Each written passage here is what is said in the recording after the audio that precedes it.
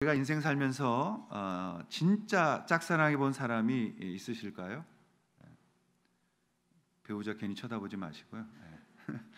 이렇게 짝사랑해 본 사람 있잖아요. 짝사랑해 본 인물이 있고, 나이가 들어서 그러면 큰 문제지만 사춘기 때는 뭐 대부분 다 이런 일방적 사랑, 짝사랑이라고 그러죠. 우리 콩글리시는 one side love라고 우리가 맨날 그랬는데, 이런 경험이 다 있는 겁니다. 저도 중학교 2학년 때 아주 이 짝사랑병에 걸려가지고 굉장히 고생을 했어요. 연예인인데 누구라고 말은 못하고요. 그분이 너무 보고 싶어가지고 방송국 앞에까지 며칠 갔었다는, 저도 이렇게 열정이 있었던 남자입니다. 지금 생각해 보면 참 그때 어떻게 그럴 수 있었을까라는 생각이 드는데요. 왜 그렇게 우리가 일방적으로 그 사람을 좋아하게 되냐면, 그 사람이 맡은 역할이 딱 내가 좋아하던 스타일인 거죠. 그래서 그냥 그 감정이 몰입되고, 저 사람이야, 내 모든 것들을 이해할 수 있는 건 저 사람이야 라는, 사실 그 사람의 배역을 보고 우리가 그렇게 빠져들게 되어지는 거죠. 실상 그 사람의 평상시의 삶을 보면 우리가 그렇게 안 할 텐데, 그 역할이 그렇게 좋은 거죠. 문제는 뭐냐면, 가려진 정보이기 때문에 그 사람의 속을 볼 수 없으니까 우리가 일방적인 나의 사랑을 쏟아붓는 경우가 있었다라는 것입니다. 우리가 신앙생활하는 것도 마찬가지입니다. 우리가 하나님을 알지 못하면서 열심만 갖고 나의 사랑을 취하고자 하는 것, 그것을 우리는 신앙이라고 부르지 않습니다. 예수님은 그것을 신앙이라고 정의하지 않습니다. 신앙은 우리가 이런 부분에서 굉장히 조심해야 되고, 우리가 요해서를 통해서 하나님이 우리를 얼마나 잘 알고 계시는지를 볼 수 있어야 합니다. 여러분, 하나님은 우리를 큰 어떤 잠실 경기장 같은 데 다 몰아놓고 내가 니네들 다 사랑해, 제 이름 아세요? 그건 상관없어, 그냥 다 사랑해, 이런 사랑이 아니라는 거예요. 1대 전부의 사랑, 또한 1대1의 사랑을 하는 거예요. 그래서 하나님은 우리를 굉장히 잘 아시고 나를 아시고 나의 모든 것들을 이해하시고 나를 충분히 공감하시는 나의 하나님이 되는 거죠. 우리의 하나님, 나의 하나님, 나를 잘 아시는 하나님, 그것이 바로 오늘 우리가 하나님을 알아야 하는 이유라고 말씀드리고 있는 것입니다. 우리가 하나님 앞에 하나님을 알지 못하면서 내 생각, 내 고집만 주장하는 것, 그것은 굉장히 유대인들을 통해서 우리가 경고를 받았습니다. 예수께서는 그것을 신앙이라고 정의 내리지 않았습니다. 우리가 신앙이라는 것은 예수 안에서 예수님을 알아가며 하나님을 알아가며 그분이 기뻐하시는 일을 해야 되는 겁니다. 근데 우리는 그냥 교회에 일주일에 한 번 와서 대충 말씀 듣고 대중 속에 있다가 믿어요, 예배드리고 돌아가는 것으로 끝나려고 합니다. 여러분, 그러면 안 되고 정말 하나님이 나를 얼마나 사랑하시는지를 그걸 물어야 하고 경험해야 되고 내 마음속에 간직할 수 있어야 되는 것입니다. 우리가 하나님을 사랑하는 것이 먼저가 아니고 하나님이 나를 먼저 사랑하셨다라는 것이 중요한 것입니다. 하나님이 나를 사랑하셨다. 그래서 신앙의 주도권은 하나님이 가지고 계신 것입니다. 하나님이 우리 가운데 찾아오셔서 나를 지명하시고 나를 불러내셨다. 그래서 신앙은 하나님의 사랑으로 시작해서 하나님 안에서 우리가 종결되어지는 것이다 라고 말씀을 드릴 수가 있는 것입니다. 이스라엘 백성들이 하나님 앞에 책망받은 것은 다른 것이 아니었어요. 하나님을 알기를 원하지 않았어요. 제사를 드리는 목적이 뭐예요? 하나님 알고자 하는 거예요. 우리가 예배드리는 목적이 뭐예요? 하나님 알고자 하는 거예요. 우리가 무슨 복을 받고 무슨 내가 원하는 것을 성취하는 그러한 행위 때문이 아니라 예배와 제사와 모든 것들, 구약적 신약적 모든 것들이 하나님을 알기 위해서, 그 하나님을 알고 그 하나님의 사랑 앞으로 나아갈수록 우리가 더 그 사랑 앞에 깊이 주님의 은혜를 누리고 그분을 알고 더 깊은 사랑을 할 수 있기 때문인 거죠. 그래서 요엘은 말한 것입니다. 2장 13절에 너희는 옷을 찢지 말고 마음을 찢어라. 그래서 모든 구약의 선지자들이 예레미야를 비롯해서 너희는 하나님을 알라고 그랬어요. 하나님을 알아라, 하나님을 알아라. 우리가 제사보다 순종이 낫다는 말은 무슨 뜻입니까? 어떠한 행위보다도 하나님의 마음을 읽는 것이 더 중요한 것이다. 그걸 가르치는 거예요. 하나님의 마음을 알아라, 하나님을 알아라. 여러분, 그래서 요엘서의 서두는 하나님을 떠나서 형식적인 신앙으로 하나님께 나오는 남유다에게 주시는 경고였습니다.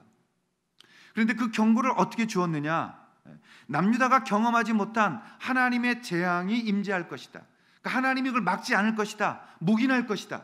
너희들 내 자녀들이지만 너희들 좀 혼 좀 나야 돼서 그런 거 내가 허락할 거야 라고 말했더니 모든 들판에 먹을 것들이 사라졌고 제사 드릴 만한 그 재물이 없었어요. 그런 황폐 속에서 그들은 하나님을 다시 바라볼 수 있어야 했던 것입니다. 그래서 하나님은 그 제사장들을 비롯해서 유다 백성에게 회개를 촉구한 것 아닙니까? 그래서 2장에서 나팔을 불어라. 모든 이 나팔을 듣고 몰려오는 내 백성들을 모아라. 그리고 그들에게 이 복음이 전파될 수 있도록 하라고 말씀하셨던 거죠. 그리고 요엘서 중반부에 가게 되면 철저한 회개를 요구합니다. 우리 요엘서에서 가장 중요한 핵심적 구절이라고 말하면 모든 주석가들이 2장 18절을 듭니다. 그것은 어떤 내용이냐? 2장 18절에 보시면 그때 여호와께서 자기의 땅을 극진히 사랑하시어 그의 백성을 불쌍히 여기실 것이니라. 여호와께서 그들에게 응답하여 이르시기를 내가 너에게 곡식과 새 포도주와 기름을 두리니 회복시켜 주시겠다는 약속을 하고 있는 말씀이죠. 여러분, 이 말씀이 왜 중심구절이냐? 그것은 하나님의 이 심판의 목적을 알기 때문에 그렇게 말씀드리는 것입니다. 영적인 축복은 하나님과 바른 관계를 만들어주고 하나님을 알게 하는 은혜를 보게 하는 것입니다. 여러분들이 은혜를 받고 성령 충만해지면 뭐라고 말합니까? 하나님 감사합니다. 하나님이 됐습니다. 하나님 다른 건 필요 없습니다. 이런 고백하잖아요. 왜요? 하나님으로 만족했기 때문에 그런 것입니다. 오늘 하나님을 대적한 이방의 백성들, 그럼 어떻게 다루시는가? 우리가 하나님을 알아가야 하기 때문에 우리가 오늘 그 부분에서 요엘서의 3장을 대하려고 합니다. 여러 가지 측면으로 우리가 설교할 수 있지만 오늘 저는 우리가 하나님을 알아야 한다라는 제목 가운데서 이 말씀을 함께 나누려고 합니다. 하나님은 회복을 약속하셨습니다. 회개하지 않는 자들에게는 심판을 말씀하고 있습니다. 오늘 우리가 나누어야 되는 내용입니다. 우선 하나님의 심판을 먼저 보면서 하나님에 대해서 알겠습니다. 첫 번째로 그것은 하나님이 회개하지 않은 이방을 심판하신다는 겁니다. 이것은 하나님의 어떤 성품인가요? 공의와 정의를 말하는 겁니다.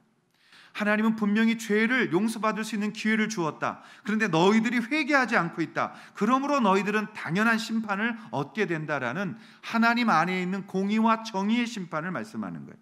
3장 1절부터 2절인데요. 제가 읽겠습니다. 보라, 그날 곧 내가 유다와 예루살렘 가운데에서 사로잡힌 자를 돌아오게 할 그때에 내가 만국을 모아 데리고 여호사밧 골짜기에 내려가서 내 백성 곧 내 기업인 이스라엘을 위하여 거기에서 그들을 심문하리니 이는 그들이 이스라엘을 나라들 가운데 흩어버리고 나의 땅을 나누었습니다.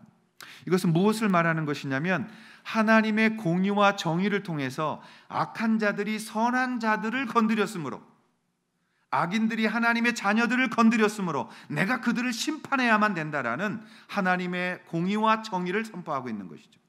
우리 하나님은 죄를 대충 넘어가거나 그냥 넘어가거나 이럴 수가 없는 공의와 정의의 하나님이라는 것을 말씀하고 있는 것입니다. 오늘 이스라엘 남유다가 정신 차리지 못하니까 하나님이 그러한 질병과 또 재앙을 주셨습니다. 그걸 허락했습니다. 그리고 그것 때문에 여호와 날이 다가온 것입니다. 여러분, 이 오늘 본문에 보면 여호사밧 골짜기로 내려갔다 이런 표현이 있습니다. 여호사밧 골짜기. 여호사밧 골짜기라는 것은 여러 뜻이 있는데 아마도 예루살렘 근처에 있는 어떠한 골짜기지 않았을까라고 생각합니다. 그곳에 그들을 끌고 내려가서 내가 그들을 심판할 것이다라고 말씀하고 있는 거예요. 그러니까 하나님은 정의와 공의가 흘러가는 하나님이다라는 걸 우리가 기억해야 합니다. 그렇기 때문에 여러분들이 하나님 앞에서는 경외함을 가지고 서는 거죠. 여호와께서 심판하신다라는 뜻이 이 여호사밧 골짜기란 뜻입니다. 그래서 그곳에서 하나님은 심판하실 수밖에 없다라는 거죠.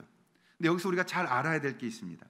하나님은 당신의 백성들이 하나님을 떠나서 죄를 지었기 때문에 어쩔 수 없는 책망을 하셔야 됐어요. 그것이 황충이들과 주변의 강대국들이 이 남유다에게 와서 그들을 포로로 끌고 가고 그들의 자녀들을 돈으로 팔고 술을 바꿔 먹고 이런 모진 고통들을 그들이 받아야 될 것이다라는 말씀하고 있는 것입니다. 근데 문제는 뭐냐? 하나님의 이 사랑이 그 안에 흐르고 있는 거예요. 이것은 공의와 정의의 반대면입니다. 그래서 우리가 이걸 자꾸 헷갈려하는 거예요. 여러분, 하나님은 한쪽 면은 공의와 정의가 있고 한쪽 칼날에는 사랑이 있는 거예요. 그래서 이 두 가지가 다 만족시켜져야 되는 거예요. 그래서 하나님이 이렇게 말하는 겁니다. 내가 내 백성을 나는 야단칠 수 있다. 그런데 이것을 보고 강대국들이 침타고 들어와서 내 백성들을 노예로 끌어다가 팔고 그 자녀들을 아주 못되게 노예 삼고 이런 모든 것들에 대하여 내가 그들을 심판할 것이다 라고 말하는 겁니다. 그러니까 하나님의 공의와 정의가 있으면서 동시에 하나님의 사랑이 그곳에 흘러가고 있는 것을 볼 수 있어야 되는 거예요. 우리가 신앙생활할 때 굉장히 어려운 게 두 양면이 다가올 때예요. 하나님이 어떻게 심판하시며 어떻게 이 인간들을 위해 자기를 죽이시기까지 사랑하셨는가. 이게 얼마나 이해하기 어려우냐면 초대교회 이단들이 이런 면에서 이단으로 굉장히 많이 간 겁니다. 그래서 여러분, 우리가 말씀 속에 주님 사랑해야 되는 거예요. 하나님께서 오늘 이스라엘 백성에게 정신 차리라고 야단쳤지만, 그러나 그 야단쳤다고 해서 이스라엘 백성을 공격하고 힘들게 하는 그 이방인들은 전부 다 내가 가만두지 않겠다라고 말씀하고 있는 거라고요. 쉽게 표현하겠습니다. 우리 자녀들이 말을 안 듣면 엄마 아빠들이 밖으로 야단치고 쫓을 때가 있어요. 제가 어렸을 때 동생 2살 어린 남동생하고 다른 가족한테 티닥거리고 싸우다가 싸우게 된 거죠. 그랬더니 어머니가 밥을 굶격 저녁을 안 주고 나가서 형제가 충분히 서로 사과하고 화해하고 돌아와라 그리고 밖에 내쫓았습니다. 우리가 배가 고파서 바로 악수하고 들어왔는데, 이게 무슨 일이냐면 내가 우리 아이들을 나가서 정신 차리고 와 그래서 고생하라고 밖에 내보냈어요. 근데 얘들이 이렇게 있었을 때 동네 깡패가 와가지고 이 내 자녀들을 때리고 돈을 뺏는 거예요. 그걸 아버지가 봤어요. 그럼 어떻게 돼야 돼요? 테이큰이라는 영화를 찍게 되는 거예요. 영화 안 보셨구나. 안 웃는 거 보니까. 리암 니슨이라는 그 아주 유명한 그 미국 배우 있지 않습니까? 내용이 뭐예요? 이 아버지가 뭐 아주 초자연적인 킬러입니다. 엄청 싸움 잘하죠. 근데 리암 니슨의 딸을 또 가족을 건드려요. 그러면 그 가족을 건드린 깡패들은 다 죽었다 이 얘기예요. 내가 내 자식들은 더 복을 주려고 징계할 수 있지만 언제 내가 남유다를 너희들에게 침공하라고 했냐? 시돈과 두로야 이 주변의 강대국들아, 내가 언제 내 백성을 건들라고 말했느냐? 그 방면에서는 하나님이 용서하지 않으신 거라고요. 그래서 내 백성 건드린 모든 민족을 내가 여호사밧 골짜기로 끌고 내려가서 박살을 내겠다 이 얘기예요. 하나님이 그러면 무엇을 가리키는 거예요? 하나님은 어떤 분이세요? 우리를 아버지처럼 너무너무 사랑하시는 분이시다. 하나님은 나를 버리지 않으신다. 하나님은 나를 너무 잘하시고 나를 끝까지 사랑하시고 어떤 상황에서도 포기하지 아니하신다. 우린 죄인인데요. 그래서 그 죄인을 끌어안기 위해서 하나님이 내리신 방법이 무엇이었습니까? 우리를 사랑하신 그 방법이 무엇이었습니까? 십자가에서 예수 그리스도가 죽으심으로 그분이 우리를 얼마나 사랑하셨고 하나님이 우리를 얼마나 사랑하셨는지를 보여주신 것이죠.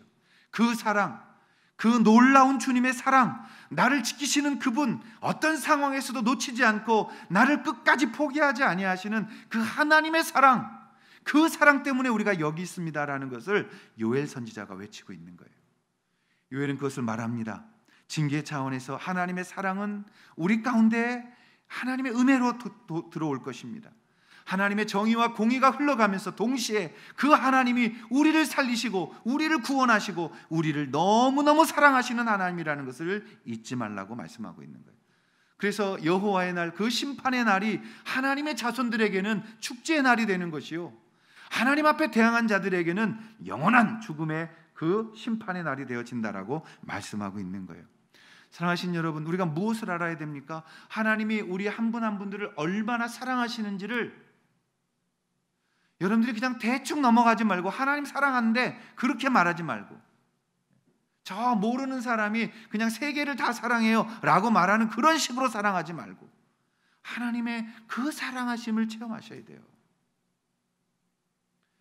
오늘 아침에도 제가 좀 일찍 일어났죠. 5시쯤 일어나서 거실에 나가서 다시 제가 요즘 계속 기도할 때마다 여러 찬양을 들으면서 기도하지만 가장 강력하게 그 도전을 주고 있는 게 아까 우리 찬양팀이 불렀던 웨이메이커라는 곡입니다.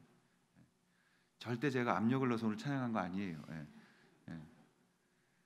근데 그 찬양을 들을 때마다 거기에 하나님 절대 멈추지 않는데 하나님은 계속해서 워킹하고 있다고, 하나님은 길을 만드신다고, 하나님은 우리 가운데 역사하고 계신다고. 아침에 계속 기도하고 이제 해가 뜨고 이제 교회 올 때가 돼서 아들에게 문자를 보냈어요. 요셉아, 하나님 널 사랑하신다. 너의 예배를 너무 기뻐하신다. 오늘 아침 하나님 앞에서 아빠가 너를 사랑하듯 하나님은 너를 더욱 사랑하신다. 오늘도 좋은 하루 예배 잘 드리고 승리하거라. 여러분, 그때 그런 아버지를 만나야 돼. 우리의 신앙은 너무 그냥 대중에 묻혀서 왔다 갔다 하는 게 너무 많아요. 우리 하나님 체험한 적도 없고 하나님 알지도 못하기 때문에 하나님에 대해서 그냥 어떤 막연한 어딘가에 있는 신처럼 생각하는 경우가 너무 많아요. 여러분들이 하나님 안에서 여러분 정말 심판을 두려워하게 되면요, 심판이라는 것을 생각하게 되면 기도하게 됩니다. 오늘 아침에 제 기도 제목은 그거였어요. 하나님, 우리가 죽음 앞에 설 것입니다. 우리도 심판받는 날이 있을 겁니다. 그러나 그 날이 저는 즐겁고 하나님을 기대합니다. 지금 이 자리에서 저를 불러가셔도 저는 여한이 없습니다. 하나님을 향해 최선을 다해 달렸습니다. 하나님 정말 내 아버지로서 제게 오셔서 얼마나 많은 은혜 주셨는지, 제게 얼마나 많은 주님의 은혜를 부어주셔서 여기에 서게 하셨는지 전 잘 압니다. 은혜가 넘칩니다. 주님, 이 마음이 우리 성도들이 각자의 마음속에 새겨질 수 있게 해달라고, 하나님의 그 사랑을 우리가 말로만이 아니라 정말 주님 앞에 드릴 수 있게 해달라고. 그러기 위해서 우리가 뭘 기억해야 되는 줄 아십니까? 하나님의 공의와 정의를 기억하셔야 돼요.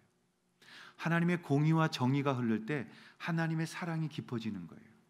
역설적이지만 이 역설적인 것 속에서 우리는 하나님을 더 깊이 사랑하게 되는 것은 하나님 앞에서의 나의 죄사함, 그리고 내 죄의 무거움, 그리고 이것을 처리하셨던 하나님의 공의와 정의의 방법, 그것을 묵상할 때 하나님을 알아갈 수 있다는 것 기억하셔서 늘 주님 안에서 우리가 귀한 열매를 통해서 우리가 주님 사랑하고 있고 그 주님 알아가기를 원한다는 자녀들임을 잘 증명해내실 수 있기를 주님의 이름으로 축원합니다.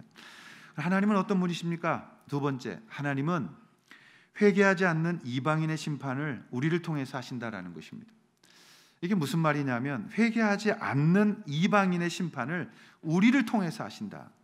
여러분, 이방의 심판이 엄청난 심판이라는 것은 이제 3장 14절 이하부터 내려옵니다. 하나님이 얼마나 노하셨는지 공의와 정의 하나님이 여호사밧 골짜기에 내려가셔서 무서운 말씀들을 하세요. 굉장히 강력한 말씀을 하시는 겁니다. 그래서 뭐라고 말씀하시냐면 너희들 내게 와서 대들 거냐? 한번 싸워볼 거냐? 뭐 이렇게까지 막 굉장히 진노하시는 하나님의 말씀을 주고 계신 것을 볼 수가 있는 것이죠. 여러분, 우리가 하나님 앞에 얼마나 심판이 무서운지 15절에 보시면 해와 달이 캄캄하며 별들이 그 빛을 거두었다고 그랬어요. 여러분, 예수님께서 십자가에 죽으실 때 해가 이 창조주의 죽음을 볼 수 없어서 어두워졌었습니다. 밤이 된 줄 알았어요. 이 땅이 하나님의 시신을 감당할 수 없어서 터져버렸다고 그랬어요. 그것이 저는 사실이라고 믿습니다. 오늘 요엘의 이 예언서에 보면 마지막 심판의 때가 얼마나 무섭고 두려운 것인지 해가 달이 캄캄해진다는 거예요. 해가 빛을 잃어버린다는 거예요. 달이 빛을 잃어버린다는 거예요. 별들이 그 빛을 거둔다는 거예요. 이것이 하나님의 대진노인 것이고 하나님의 공의와 정의라는 사실입니다. 긍휼이 끝났다. 더 이상 나는 참지 않는다. 더 이상 너희들 보고 두지 않을 거야. 이젠 끝났어. 기회는 사라졌어. 이제 나의 공의가 너희들을 심판할 것이다. 그게 여호와의 심판의 날입니다. 인간들이 감히 상상할 수 없는 엄청난 무서운 날이 우리 가운데 달아오고 있는 겁니다. 그렇게 어마어마한 심판의 때 우리는 어디에 있었을까요? 자, 16절과 17절 오늘 읽어주신 본문이에요. 제가 읽겠습니다. 여호와께서 시온에서 부르짖고 예루살렘에서 목소리를 내시리니 하늘과 땅이 진동하리로다. 그러나 여호와께서 그의 백성의 피난처 이스라엘 자손의 산성이 되시리로다. 그런즉 너희가 나는 내 산성 시온에 사는 너희 하나님 여호와인 줄을 알 것이라. 예루살렘이 거하리니 다시는 이방 사람이 그 가운데 통행하지 못할 것이다. 하나님 말씀합니다. 이런 엄청난 해와 달이 빛을 잃고 별들이 빛을 거두는 그 어마어마한 심판 때에 나의 자녀들은 어디 있을 것이냐? 내가 너희들의 피난처가 될 것이며 내가 너희들의 산성이 되어 너희를 지키리라. 너희를 안전케 하리라. 아무 걱정하지 말라는 것입니다.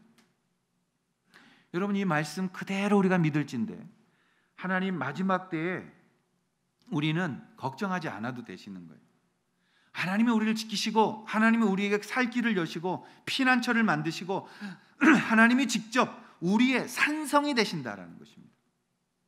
그러므로 여러분, 우리가 이것을 두려워할 필요가 없습니다.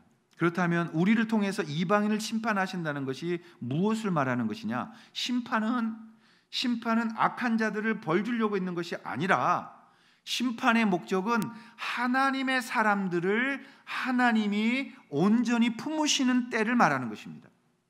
무슨 말이냐? 여러분, 공부는 못하는 애들 때리려고 시험 보는 게 아니라 잘하는 애들을 격려하기 위해서 하는 거예요. 심판이라는 것은 하나님이 내가 너희들 다 가만 안 둬 저주 속에다 집어넣고 고통스럽게 할 거야, 그래서 하시는 게 아니에요. 하나님은 이러한 저주와 이런 것에 관여하지 않습니다. 그러니까 심판이라는 것은 뭐냐면 하나님이 때가 됐을 때 악한 자들에게는 하나님 관심이 없어요. 그게 수억이든 수십억이든 관심이 없어요. 하나님은 어디에 관심이 있느냐? 내 자녀들에게 관심을 갖고 있다는 거예요. 그래서 내 자녀들을 내가 끌어안고 내 나라에 내가 산성되어 이들과 함께 하게 될 때 자동적으로 나머지들은 다 심판이 되어지는 거예요. 여러분, 심판이라는 것은 무엇입니까? 어둠이 모이는 거예요. 지옥이라고 우리는 표현을 합니다. 그 심판에 의해서 모여지는 곳, 다시 말하면 모든 죄와 더러움과 그리고 불공평하고 정의롭지 않고 하나님을 대적했던 모든 이 땅에서의 죄의 모든 것들이 하나님의 좋은 것을 하나님이 빼앗고 나가시면 그 모든 죄악들이 한 곳에 모이는 거예요. 그것을 지옥이라고 부르는 거예요. 그건 하나님이 만든 게 아니에요. 허용해 버리신 거예요. 그 잘못된 자들이 가서 고통스럽게 영원히 벌을 받도록 하나님이 허용하신 거예요. 손을 안 대시겠다는 거예요. 하나님은 거룩한 백성들에게 사랑과 은혜 가운데 그들을 건지시고 그들을 바라보게 되어진다는 것입니다. 그럼 여러분, 심판은 악한 자들 때문에 있는 게 아니라 심판의 날은 하나님께서 당신의 백성, 당신의 자녀들을 데리고 가시는 날이라고 말씀하고 있는 것입니다. 그래서 우리가 살아있는 한 아직은 심판 때가 아닌 것입니다. 우리가 이 땅에서 휴거할 때, 우리가 주님께 들림받을 때, 그때는 심판이 시작된 것입니다. 그래서 우리가 하나님의 기준이 되어지는 거예요. 악한 자들이 우리 때문에 자기들이 그 지옥으로 가게 되어지는 것이라고요. 그래서 우리를 공격하면 공격할수록 자기들의 지옥의 날이 가까워오고 있는 것을 그들이 모르고 있다는 것입니다. 여러분, 노아의 예를 보겠습니다. 노아가 하나님 앞에 명령을 받습니다. 창세기 6장 8절에 보면 한 줄이 있어요. 노아는 하나님께 은혜를 입었다. 하나님께 은혜를 받은 자들을 하나님이 부르시는 거예요. 그래서 노아에게 말씀합니다. 가서 방주를 지어라. 그리고 가서 하나님께서 물로 너희들을 심판할 것이라고 외쳐라. 근데 방주를 어디다 지었냐면 산 위에 지었어요. 방주를 산에 짓는 사람이 어디 있어요? 물론 이건 배가 아닙니다. 방주입니다. 동력을 통해서 스스로 움직이는 게 아닙니다. 그냥 떠 있기만 하는 것입니다. 근데 산에다 졌어요. 그러니까 사람들이 비웃은 거예요. 왜 산에다 그걸 져야 되느냐? 또 그 당시에는 하늘에서부터 물이 떨어지지 않았습니다. 비라는 것이 없었어요. 그런데 비가 하늘에서 내린다고 하니까 그들이 비웃은 거예요. 야, 하늘에서 어떻게 물이 내려오냐? 물 심판을 어떻게 우리가 받겠느냐? 그리고 모든 사람들이 노아의 가족 8명을 조롱하고 또 그들에게 여러 가지 핍박을 가했죠. 그럼 여러분 어떻게 됐습니까? 하나님이 이제 때가 됐을 때, 문이 닫혔을 때 외쳐도 돌아오지 않는 그들을 심판하는 그날이죠. 다시 말하면 이제 이 노아의 가족 8명이 구원을 얻는 그날이죠. 그것입니다. 노아가 있었기 때문에, 노아로 인하여, 노아가 기준되어 그것이 심판이 오는 거예요. 다시 말하면 하나님의 영광의 날이 가까이 올수록 심판의 날이 가까우는 거죠. 그러니까 심판의 날이 가까울수록 우리는 하나님 만나는 날이 가까이 오는 것이죠. 그래서 오늘 우리 그리스도인들은 심판의 날을 두려워할 것이 아니라 이 말이에요. 그날은 우리의 기쁨의 날이며 잔치의 날이며 하나님 품에 안기는 것이라고요. 제가 이런 상상을 해보았습니다. 하나님께서 요한계시록 22장 보면 그들의 눈물 닦아주시는 이야기가 몇 번 나옵니다. 하나님 눈물 닦아주실 때 성도들이 얼마나 많겠어요. 그 믿음 좋은 순대로 눈물 닦아주면은 저 앞에 하나님의 사도들이 있을 거고, 야 나는 저 맨 뒤에 있을 건데 언제 내 차례가 올까, 이런 생각을 해본 적이 있습니다. 비웃지 마십시오. 그냥 이런 생각을 해보시길 바랍니다. 해보니까 순서가 안 올 것 같아요. 그래서 이거 언제 하나 그랬는데 하나님 그렇게 말씀하시고, 나는 일대 전부다. 내가 전체를 다 눈물 닦아줄 수 있는, 나는 또 너 개인에게 와서 너를 위로하고 너를 사랑할 것이다. 그것이 우리 주님의 사랑이에요. 사랑하신 여러분, 노아가 있을 때까지 심판이 유보된 것처럼 우리가 있을 때까지 심판은 유보되어 있는 거예요. 그리고 우리가 주님 앞에 들림받으면 심판은 시작되어지는 것입니다. 그러므로 우리가 하나님의 기준이 되고 있다는 사실을 잊지 마십시오. 그 시대마다 복음을 들고 순교한 한 사람으로 인해서 세상은 변한 것입니다. 우리 기독교가 오늘날 실수하는 것이 항상 숫자로 덤비려고 하는 거예요. 기독교는 숫자 게임으로 빠지면 전부 다 망하게 되어져 있습니다. 여러 사람을 통해서 하나님 일을 이루시는 게 아니라 소수들을 위해서 하나님은 일하는 거예요. 하나님은 한 사람이 복음 들고 순교할 때 거기서부터 세상이 변하고 있다는 것을 보여준 겁니다. 하나님 앞에 교회가 너무너무 잘못하고 예배당이나 짓고 건물 중심으로 신앙을 끌고 가서 그 속에서 타락하고 부패한 그 로마 캐톨릭의 1000년 동안을 깨부시는 게 누구였습니까? 신부였던 루터였어요. 그 루터가 목숨을 걸고 보름스 회장에 가서 내가 죽으면 죽으리이다, 그러나 이것은 복음이 아닙니다 라고 로마 교황청에 대항하기 시작했을 때 개혁의 빛이 뜨기 시작한 거예요. 그래서 루터로 인하여 이 개혁이 일어나자 칼빈이 그 개혁을 이어받은 것이고, 그리고 그 뒤에 많은 하나님의 사람들이 일어나게 된 거죠. 그 이전에 영어로 우리가 성경을 좀 보겠습니다라고 말했을 때 교황청이 허락하지 않았어요. 성경은 오직 라전어로만 봐야 된다, 라틴어로만 봐야 된다 허락하지 않으니까 그 성경을 영어로 번역했다는 이유로 틴데일이 순교당한 것 아닙니까? 그리고 이것이 얼마나 큰 죄라고 그들이 말했냐면 부관참시한 거예요. 죽었던 시체를 꺼내서 다시 태워버렸어요.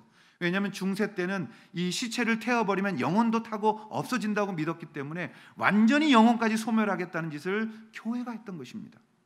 그러나 그때마다 한 사람이 일어나서 하나님 앞에 섰고 한 사람이 하나님 말씀 들고 섰을 때 세상은 변했고, 그리고 오늘 우리가 이 자리에 있을 수 있게 되어졌다는 것입니다. 사랑하신 여러분, 우리가 하나님 정말 깊이 알아야 됩니다. 그리고 그 하나님을 알 때 우리가 하나님 안에서 무엇을 해야 될지도 알게 되어지는 것입니다. 예수님이 우리에게 가르치셨어요. 그래서 산상수훈 5장, 6장, 7장은 굉장히 중요한 것입니다. 주님이 오셔서 신앙이 아닌 것들을 골라내시고 형식주의를 배척시키시고 종교주의를 배척시키시고 오직 그리스도의 복음을 우리에게 주셨던 것이죠.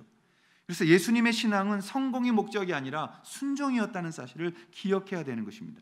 그 순종은 출세하고 유명해지고 높아지는 그런 것이 아닙니다. 우리의 순종은 주님 말씀 그대로, 산상수훈에 말씀하셨던 그대로 너희는 빛이며 소금이고 너희들은 녹아져야 되고 너희들은 낮아져야 되고 내가 소금되어 녹아지는 걸 통해서 세상은 변하게 되는 것이고, 그것을 통해서 나보다 남을 낮게 여기는 것이 우리의 본분이라고 말씀하셨던 것이죠. 근데 우리는 여전히 그렇게 살아가지 않습니다. 왜요? 하나님 앞에 서 있지 않기 때문이에요. 우리의 목적 자체가 우리의 야망을 목회에서 풀고자 하기 때문에 망하는 것이에요. 사랑하신 여러분, 우리가 하나님 알아야 승리할 수 있는 이유는 바로 그것입니다. 하나님은 하나님에게 마음에 속한 그 한 사람을 지금 찾고 계신다는 것을 우리가 기억해야 돼요. 여러분, 가정이 복음화되지 않은 이유가 무엇이겠어요? 내가 녹지 않기 때문이에요. 내가 그들에게 헌신하고 정말 사랑하고 변하고 받아주고 이해하게 되면 왜 신앙이 가정에서 힘을 발휘할 수가 없겠어요? 여전히 내가 깨지지 않고 힘으로 누르고 내가 더 안다고 누르고 완력으로 누르기 시작했을 때 절대 세상은 주께로 돌아오지 않습니다. 저는 오늘 여러분들에게 이 부분을 꼭 기억하라고 말씀드리고 싶습니다. 하나님은 우리를 선택하셨어요. 창세전에 우리를 선택하사 우리를 하나님의 자녀를 부르셨습니다. 이것은 변하지 않는 것이에요. 이게 자꾸 흔들리는 분들이 있어요. 내가 좀 열심히 하면 하나님 날 사랑해 주는 것 같고, 내가 요즘은 아무것도 없어서 못하면 하나님 날 사랑하지 않는 것 같이 구원이 내 열심을 통해서 이루어졌다가 떨어졌다가 계속 변한다라고 생각하시는 분들이 있는데, 그건 정말 사람의 미혹인 겁니다. 성경은 그렇게 말한 적이 한 군데도 없습니다. 그것을 좀 더 전문 용어로 말하면 이중 예정이라고 합니다. 무슨 말이냐? 하나님 나를 구원으로 인도하여 주셨고, 그 구원받은 하나님의 자녀는 어떤 상황 속에서도 어떤 실수 속에서도 결코 그의 구원이 하나님의 자녀됨이 취소되지 않는다라고 성경 가르치고 있어요. 내가 너를 끝까지 쫓아가서라도 내 자녀로 만들어낸다. 내가 널 놓치지 않는다. 그것이 주님의 복음입니다. 그것을 위대한 우리의 이 신앙을 개혁했던 개혁자들이 고백을 했고, 또 우리 남침내 교단도 그것을 고백했어요. 저도 그 고백을 주님 앞에 드립니다. 우린 연약하지만 주님 절대 우리를 버리지 아니하시고 포기하지 아니하시고 우리를 끝까지 신앙 고백하게 하셔서 하나님의 영광 앞에 세우고 마시는 하나님의 은혜가 있다는 것을 말씀드리는 거예요. 요해서를 마치면서 여러분에게 이 말씀을 좀 권면하고 당부드리고 싶습니다. 여러분, 지금 우리에게 다가온 이 코비드 19이라는 것은 중국 우한에서 시작한 인재라고 우리가 정의를 내렸습니다. 그게 인재든 또 재해가 오든, 여러분 어느 시대든 예수님이 오실 때까지 그 시대마다 이런 재앙들이 왔습니다. 우리만 처음 이 코비드라는 걸 만난 게 아니에요. 더 강력한 전염병들이 유럽의 인구 3분의 1을 다 죽일 만큼 강력한 그러한 질병들이 있었어요. 오늘 우리 기독교인들이 코비드에 대한 어떤 태도를 가져야 되느냐? 여러분, 우리가 재해를 보면서 재해를 걱정할 것이 아니라 영적인 눈을 열어서 하나님이 이 일을 왜 우리에게 묵인하셨는가? 왜 하나님 막지 아니하시고 이것을 그냥 터지게 하셨는가라는 그 차원에서 우리의 태도를 더 중시 여겨야 되는 거예요. 여러분, 재해가 안 오면 다른 것으로도 시험은 오는 거예요. 코비드가 아니었으면 다른 것으로 우리는 고통당하는 시간들이 있는 거예요. 말세 때가 되어질 때마다 우리는 이 땅에서 고통을 당할 수밖에 없는 것입니다. 그러나 여러분, 그런 것들이 올 때에 우리가 어떤 태도로 이것을 맞이할 것이냐는 굉장히 중요한 것입니다. 우리가 어떻게 해야 됩니까? 저는 이렇게 생각합니다. 요엘의 말처럼 마음을 찢어야 됩니다. 우리 그리스도인들이 하나님 앞에 이 마음을 찢어야 됩니다. 재앙당한 모든 세계를 바라보면서 우리의 마음을 찢고 울어야 됩니다. 주님이 우리에게 기대하시는 건 더 기도하기를, 더 주님께 기도하기를, 그걸 원하시는 거예요. 어떤 누가 잘못했느냐, 중국이란 나라가 나쁘느냐, 그것을 맞이한 방역이 어떠냐, 여러 가지 그런 것들은 부수적인 것이고, 우리가 크리스찬으로서 이 땅을 살아가는 마음으로 제일 먼저 중요한 것은 하나님이 이것을 우리 가운데 묵인하셔서 우리가 고통 가운데 빠졌다면 우리는 회개하며 울며 마음을 찢으며, 그리고 더 중요한 것은 우리 주변에 아파하는 사람들을 돌아볼 수 있는 우리의 본분을 다하여 세상으로 나아가야 된다는 사실입니다. 그것을 우리가 감당하지 못한다면 우리는 이 코로나라는 코비드 19을 당한 고통이 무의미한 거예요.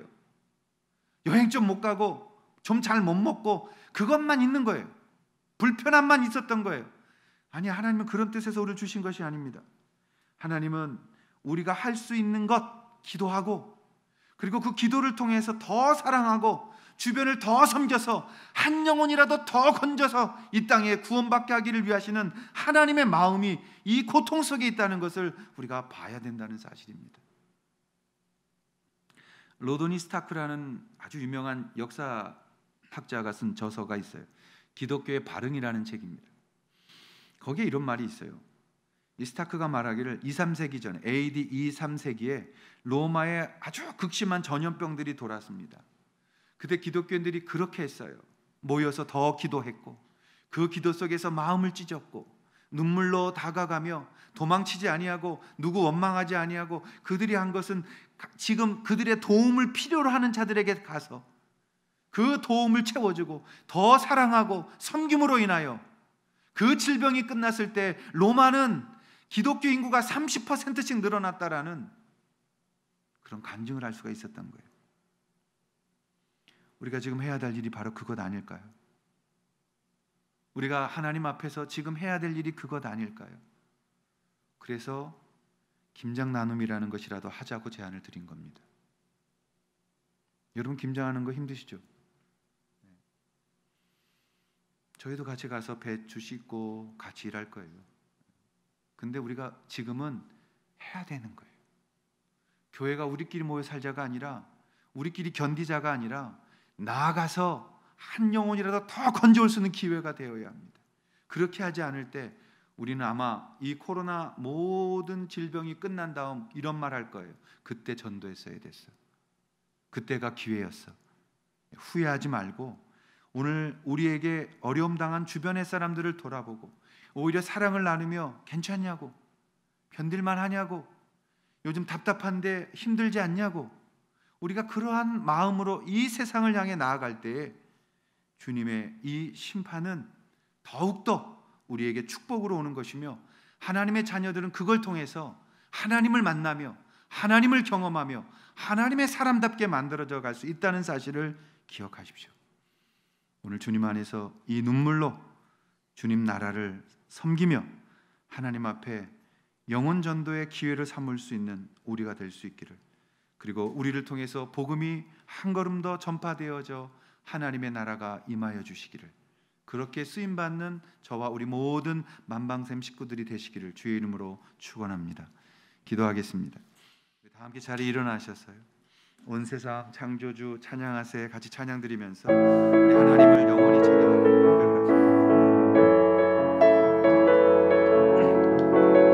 우리 한번 박수 주시면서 온 세상 창조주,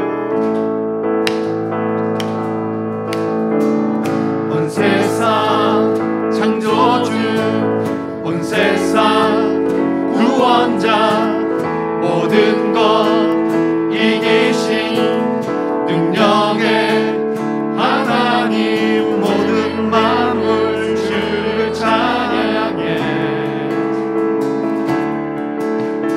모든 민족 주께 경배해. 모두 승리하리, 열방 얻게 되리. 하나님께서 통치하시네. 모든 승리하리, 열방 얻게 되리. 위대하시다 여호와. 하나님 열방을 우리에게 주셨네. 그 명령 따라서 열방을 취하리. 모든 만물 주를 찬양해. 모든 민족 주께 경배해. 찬양